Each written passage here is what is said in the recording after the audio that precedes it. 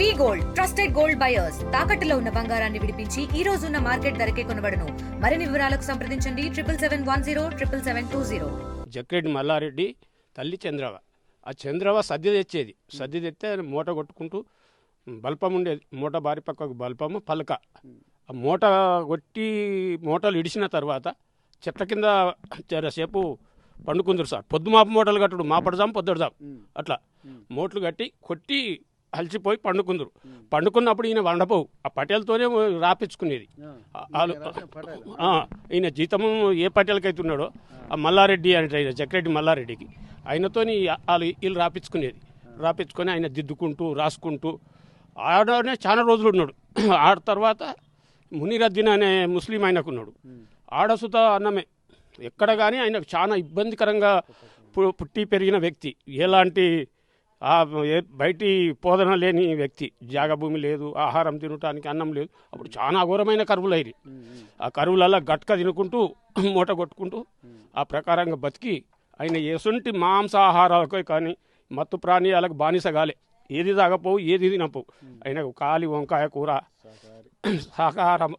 శాకాలతోనే సాకారం వేసేసేది. తను ఉన్న నేపథ్యం చూస్తేనేమో ఒక ఎస్సీ సామాజిక వర్గానికి చెందినటువంటి వ్యక్తి, కానీ తను మాత్రం ఒక ఉన్నతమైనటువంటి గొప్ప వ్యక్తిగా తన జీవన విధానాన్ని, అంటే ఎట్లాంటి మత్తు పదార్థాలకు బానిస కాకుండా ఈ గ్రామాలలో ఉన్నటువంటి యువకులు అంత సిస్టమేటిక్గా అది చదువుకోని వ్యక్తులు ఉండడం అనేది అసాధ్యం. అట్లాంటిది తను ఒక బ్రాహ్మణుడి లాగా బతికినటువంటి సందర్భాలు కూడా మీరు చెప్తుంటే ఇప్పుడు మాకు అర్థమవుతుంది. ఇట్లాంటి వ్యక్తి ఈ విధంగా ఆ చిన్నప్పుడు పాటలు రాస్తున్నటువంటి సమయంలో మీకు గుర్తున్నటువంటి పాటలు ఏమైనా ఉన్నాయా? నేను స్టడీ లేసారు. ఆయన బావి దగ్గర పోయేది, స్నానం చేసేది. వాళ్ళు అయ్యా దోతి గిట్లా కట్టుకునేది. ఈ మీద అరికట్టం గిట్ల వేసుకొని ఇక్కడ కట్టుకొని ఎలాంటి చీమెను కానీ దోమను కానీ ఎలాంటి జీవరాశిని ఇట్లా దొక్కకుండా చక్కెర పోసేది. చీమలకు చక్కెర పోసేది. పుట్టకాడికి పోయి పాములకు పాలు పోసేది. చాలా బొడ్డయ్య, వాళ్ళ అయ్య బొడ్డయ్య, వాళ్ళ అవ్వ ఎల్లవ్వ, వాళ్ళ అక్క రాజవ్వ, ఆయన ఎల్లయ్య, వాళ్ళ తమ్ముడు రాములు, ముగ్గురు. సంవత్సరాల వరకు వారు ఇక్కడ ఉన్నారు? ఇక్కడ వారి వయసు ఏ సమయం వరకు ఇక్కడ ఉన్నారు? 40 అప్పుడు మంచిగానే ఉన్నాడు సార్. అప్పుడు కనీసం 30-35 సంవత్సరాల దాకా ఇక్కడనే ఉన్నాడు. ఇదే పనులు చేసుకుంటూ ఆయన ఇల్లు కట్టేదాకా ఉన్నాడు. ఇందిరమ్మ ఇల్లు కట్టేదాకా. అప్పుడు ఎవరు మరి చెన్నారెడ్డి ఏమో ముఖ్యమంత్రి, ఇందిరా ప్రధాని. అప్పుడు ఈ ఇండ్లు వచ్చినాయి. అప్పటిదాకా ఇక్కడనే ఉన్నాడు. ఇక్కడ ఉండి ఇక్కడ సుతా మేస్త్రి పని చేసి అంచెల్లిగా సిటీకి వెళ్ళిండు. జీతం ఉన్నాడు, మూట కొట్టిండు, పశువులను కాసిండు, మేస్త్రి పని చేసిండు, నాగలి దున్నేది, మూట ఇత్తనపు గడ్డలు పట్టేది, ప్రతిదీ వ్యవసాయ పనులు. ఏది ఇది రాదు అనే విధానం లేదు. ఇక ఆఖరకు పిల్లలు చదువుకోవాలని తాపే పని పట్టుకొని సిటీకి పోయి బతికిండు. అప్పుడు పల్లెటూరులలో పనులు ఎక్కడి సార్? పనులు ఇక్కడ ఉన్నప్పుడే పెళ్లి చేసేసుకున్నాడు. ఇక్కడ ఉన్నప్పుడే పిల్లలు పుట్టారు. ఇక్కడ ఉన్నప్పుడే పెళ్లి. ఈ పక్కకు బండపల్లె, చేరియాల పక్కకు బండపల్లె అనే విలేజ్. వాళ్ళ అత్తగారు, ఆయన భార్య పేరు మల్లమ్మ. పెద్ద బిడ్డ పేరు వెన్నెల. దత్తు కొడుకు. ముగ్గురు బిడ్డలు, ఒక కొడుకు. డైరెక్టర్ కూడా అయింది ఒకసారి రాజకీయంగా. డిసిసిబి అంటారు కదా అప్పుడేమో సింగిల్ విండో ఉండే.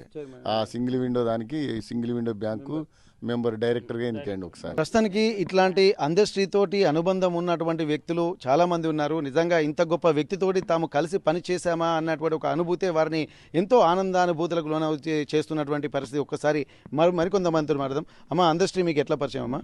మా తాత అన్ని మంచి పనులే చేసిండు, అన్ని పుణ్యంగా పనులే చేసిండు. చక్కెర కూడా ఇట్లా తోపడి సీమలు పోయినా కూడా చక్కెర పోసుకుంటూ పోయి సీమలు దాటపోయేది. ఆయన కడుపుకి చాలా బాధాకరమైన బాధతోనే బతికిండు. ఎవరు బుక్కడైతే అన్ని పని చేసిండు. గొదల కాడికి పోయిండు, మూట కొట్టిండు. చాలా బాధలనే బతికిండు ఆయన. తల్లిదండ్రితో కూడా చాలా బాధలనే ఉన్నాడు ఆయన. ఇప్పుడు ఇక పాటలు పాడుకుంటా ఎదిగిండు. మేస్త్రి పని చేసిండు. హైదరాబాద్ పోయి చాలా రోజులు ఇక అట్లనే ఇట్లా రాసుకుంటా, మల్రెడ్డి అంటే ఆయన తడికి పోయి రాసుకుంటా చేసుకుంటా నేర్చుకున్నాడు, చేసిండు. ఇక ఆయన ఇంత స్థాయికి వచ్చిండు. ఇట్లా అయిపోయాడు సార్. మీకు ఎట్లా పరిచయం అమ్మా? మీరు ఏం చేస్తారు? అదే ఈ ఊరే రేపడితే మాది. ఈ ఊరినే పుట్టిండు. పాటు మీరు పనికి వెళ్ళేదా? వెళ్ళాం సార్ ఒకసారి వెళ్ళాం, అక్కడ హైదరాబాద్ కూడా పోయినాం మేము. బ్రహ్మం గారు ఎవరైతే గర్మిరెడ్డి అచ్చమ్మ దగ్గర వారి పశువులు కాసి అంత గొప్ప స్థాయికి వెళ్ళారో, ఇక్కడ ఉన్నటువంటి పరిస్థితుల నేపథ్యంలో ఇక్కడ అందశ్రీ గారు కూడా ఇక్కడ ఒక జీతం వండుకుంటూ వారి యొక్క పనులు చేసుకుంటూ ఆ గురువు దగ్గరనే అనేక విషయాలు, అంటే తను ఎప్పుడూ రాయకపోయేది తను చెప్పినటువంటి మాటలు, అంటే భూమే తన యొక్క పలకగా మార్చుకొని తన అక్షర జ్ఞానం పొందినటువంటి వ్యక్తిగా ఇక్కడ చాలామంది చెప్తున్నారు. ప్రస్తుతానికైతే ఇక్కడ వారి అందశ్రీ గారి వదిన గారు ఉన్నారు, ఒకసారి మనం మాట్లాడదాం. అందశ్రీ అంటేనే ఒక మంచి తత్వవేత్తలాగా, ఒక గొప్ప కవిగా అందరూ భావిస్తున్నారు. మీకు ఎట్లా అనిపిస్తుందమ్మా? మీ మరిది ఒక రాష్ట్ర స్థాయిలో కాదు, దేశ స్థాయిలోనే కాదు, అంతర్జాతీయ స్థాయిలో కూడా తనకంటే ఒక గుర్తింపు తెచ్చుకున్నాడు. మీకు ఎట్లా అనిపిస్తుంది? మాకు బాధ అనిపిస్తుంది సార్. మా మరిదేనా వచ్చినప్పుడల్లా పోయినప్పుడల్లా మా భర్త చచ్చిపోతే కూడా వచ్చిండు పోయిండు. అన్ని సౌకర్యాలు భార్యను తోలిచ్చిండు. మొన్న నా మనమరాలు పెళ్ళి అయితే కూడా తోలిచ్చిండు. అంత మంచి మనిషి, మంచి అయినే. పోతున్నాం. ఇప్పుడు ఈ ఊరికి ఏదో చేయాలన్నటువంటి సంకల్పం ఆయనకు ఉంది అంటున్నారు. ఇప్పుడు మీ ఊరికి ఏమన్నా సహాయం చేశాడమ్మా? ఆయన పోయిన సంది నేను ఇక బయటికి ఎందుకు పోయినా సారు, ఇక వాళ్ళకు గుర్తు ఏం చేసింది. ఇక మా ఇంటి వరకు అయితే వచ్చుడు పోవుడు, కనబడిపోవుడు, పిల్లల చూసుడు. ఎక్కడ మిమ్మల్ని నిర్లక్ష్యం చేయలేదు. ఇక్కడ అందశ్రీ గారు తను ఉన్నప్పటి ఇల్లు ఇది 30-40 ఏళ్ల క్రితమే ఈ ఇల్లు కట్టిన తర్వాత తను హైదరాబాద్కు మకాం మార్చారు. అక్కడి నుండి తను మళ్ళీ తిరిగి రాలేదు. కాకపోతే ఊళ్ళో జరిగేటువంటి మంచి చెడులకు, శుభకార్యాలకు అలాగే వచ్చి వెళ్ళేవాడంటున్నారు. తమ బంధువులను మాత్రం వచ్చినప్పుడు కలవకుండా వెళ్ళేవాడు కాదు అని చెప్తున్నారు. ప్రస్తుతానికి ఒకసారి అందశ్రీ గారి ఇంట్లోకి మనం వెళ్దాము.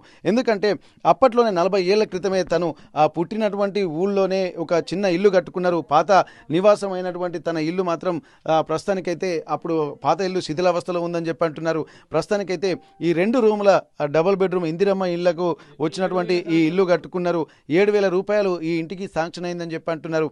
ఇట్లాంటి చాలా దీన స్థితిలో దుర్భర జీవితాన్ని కూడా గడిపినటువంటి అందశ్రీ తను ఎంతో ఇబ్బందికర పరిస్థితులను కూడా ఎదుర్కొన్నారని చెప్పి ఇక్కడ చెప్తున్నటువంటి పరిస్థితి. ప్రస్తుతానికైతే ఇంతటి కష్టతరంలో గడిపినటువంటి అందశ్రీ తను ప్రతి ఇబ్బందులు కూడా గుర్తు చేసుకుంటూ ఇక్కడ ఉన్నటువంటి గ్రామస్తులు కూడా తను అట్లాంటి దీనస్థితిలో బతికినటువంటి అందశ్రీ ఒక తమకే కాదు ఊరికి పేరు తీసుకొచ్చినటువంటి ఒక గొప్ప వ్యక్తిగా ఇక్కడ ఉన్నటువంటి వాళ్ళు అభివర్ణిస్తున్నటువంటి పరిస్థితి. చిన్ననాటి జ్ఞాపకాలు కూడా పంచుకుంటున్నారు.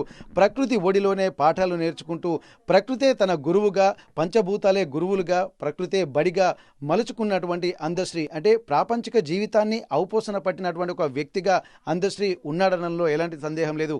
కానీ 64 ఏళ్ల వయసులోనే, అంటే ఇది ఒక విధంగా చెప్పాలంటే చిన్న వయసులోనే తను అకాల మరణం చెందడము, అలాగే తమ గ్రామానికి తెచ్చినటువంటి పేరు అంతా ఇంత కాదు, రాష్ట్ర స్థాయిలో ప్రత్యేక గుర్తింపు తెచ్చినటువంటి అందశ్రీ తమ మధ్య లేడు, ఇక రాడు తమ గ్రామానికి అన్నటువంటి ఆ ఆలోచన తలుచుకుంటేనే ఇక్కడ బాధతప్త హృదయాలతో అందరూ శ్రద్ధాంజలి ఘటిస్తున్నటువంటి పరిస్థితి. సిద్దిపేట జిల్లా మద్దూరు మండలం రేబర్తి గ్రామం నుండి కెమెరా పర్సన్ వంశీతో Venkataratnam, RTV Warangal. Local to global news at your finger tips. మీ చేతిలో ఒక ఆయుధం. డౌన్లోడ్ రా TV app. Media legend Ravi Prakash is back.